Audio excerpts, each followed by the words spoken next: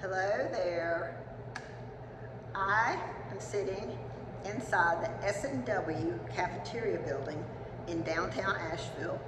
It's about 3 o'clock in the morning on a Wednesday night, 2023, April, and I have been interviewing people and talking to people for quite a while now in the area, and I've heard from more than probably 10 people that you need to carry a gun on you when you come to downtown Asheville. Some people say anytime, most people say after dark. And I'm like, I grew up here, you guys. I grew up in Mars Hill, 20 miles north of Asheville.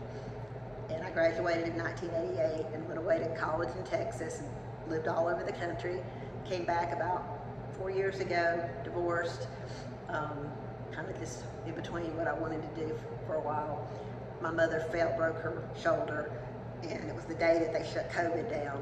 So I moved in with her, stayed with her up until recently, and helped her to recover. We had a great time, got to be friends. We really weren't before.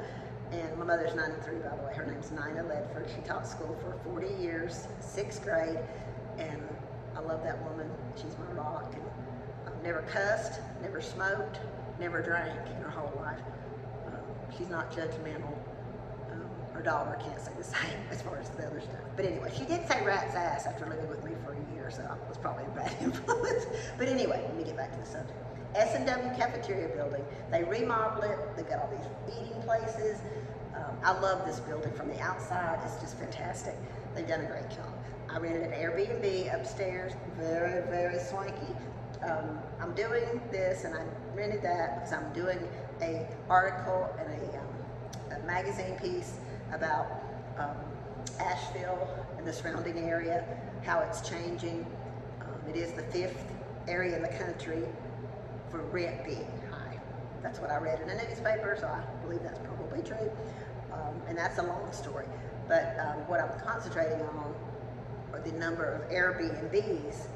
It's crazy, a lot. I stay in them a lot.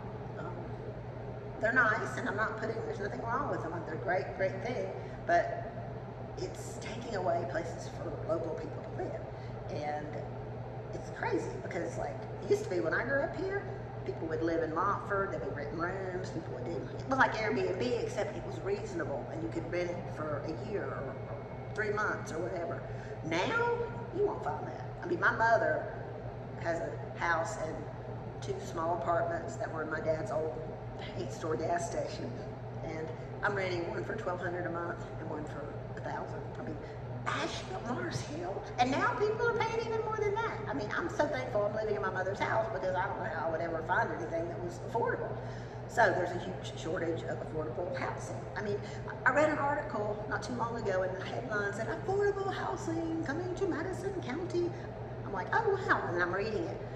The houses start at $200,000. Is that affordable housing for people that are making $15, $20 an hour, or even? I mean, it's crazy, or less. And people are like, well, I don't understand why the stores are closing. I was at IHOP one night in Weaverville, and they were closing early because they didn't have staff. And these people, what's going on, damn it? People aren't working around here, a bunch of lazy rednecks on welfare. I don't think they said redneck, but anyway, they did say lazy, bunch of white trash trailer people. Then I looked up, I was like, I didn't say anything, but I'm thinking, wait, how much do people make? How much do they get? Why aren't they working? Well, it has nothing to do with being lazy, trashy, what else? Unmotivated, whatever.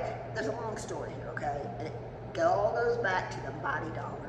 So, I am excited to be doing this. I'm finally going for it because I want to expose things that are going on that aren't right.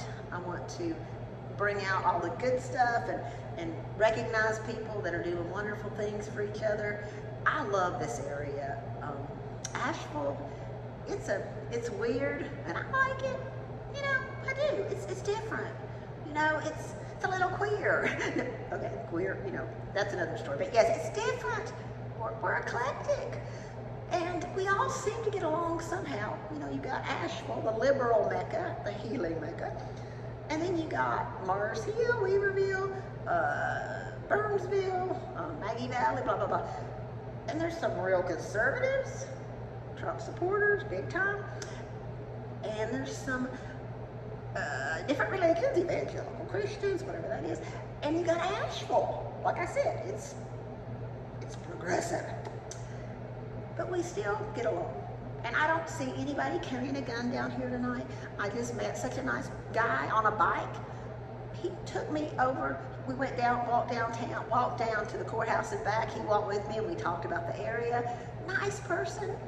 You know, God is all, I mean, God is here. I mean, I'm not a religious person, but I do believe that we are guided by a force.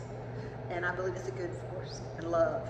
And I believe that when we open our eyes, when we get sober, or we start living a life worth living and start to be aware, if you quit anything you're doing, just be aware and notice, because tonight, that man, his name was Skip, you know, I would have never been down here. I would have never talked to him. We would have never made that connection, but we did. And he has a tremendous story of hope, and I'm going to be interviewing him soon. So tune in. Thanks for listening, and good night.